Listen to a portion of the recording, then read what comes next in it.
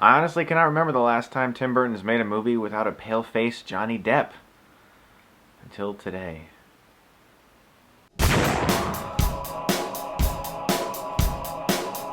Frankenweenie is a new stop-motion animated film by Tim Burton. It's actually really special for him because it was one of the first shorts he ever made. It's all in black and white, it's very stylish, it's about this little kid, he loves his dog so much, and when his dog dies, he decides to try to recreate him in this very Frankenstein-esque way. He brings his dog back to life with this scientific experiment, which then causes all these other problems with other animals, which causes other problems with the people in the county that he lives in, and it causes this huge adventure where this kid and this dog have to get out of all these problems they've now caused, simply because they just want to be together. Frankenweenie is a movie that I was kind of excited for simply because I love stop-motion animation. I've always really enjoyed it. Paranorman was great. I loved Coraline. And although there are some great Tim Burton movies I've loved, there's a lot of times where I just kind of get sick of the whole gothic thing and, you know, do something a little different. And you know what? Even though there was definitely staple Tim Burton things in this movie, like, you know, the dark, creepy style, the children's movie that's not really for children, and the long suburban streets where there's some sort of mountain range in the background or something, you know, where everyone's just on this perfect little suburbia neighborhood made for Tim Burton land. Although it has a lot of those Tim Burton cliches in it, I really enjoyed Frankenweenie, and that's because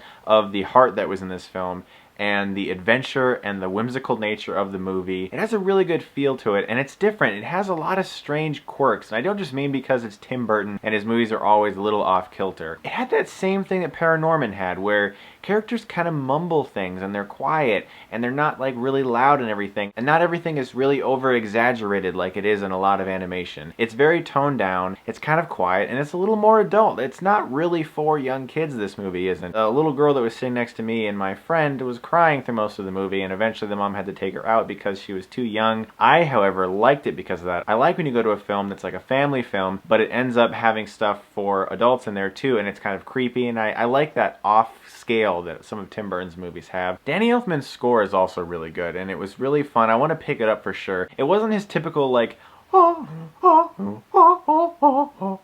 know, that's my Danny Elfman impression.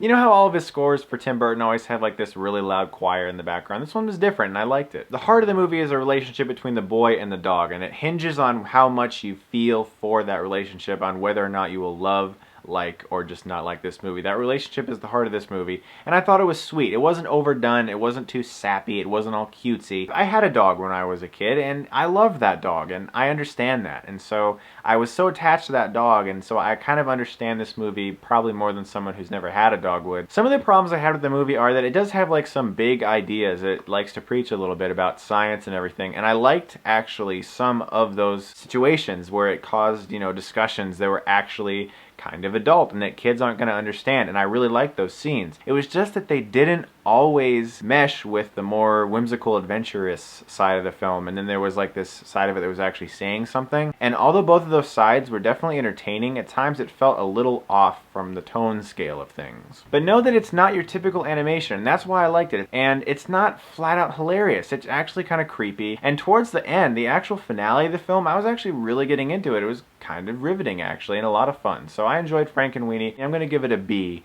It's not my favorite animation of the year so far, but I did really enjoy it. I'd say Paranorman still takes the cake for favorite animation. Thanks a lot for watching, guys, and as always, if you like this review, then you can click right here and get Stuckmanized.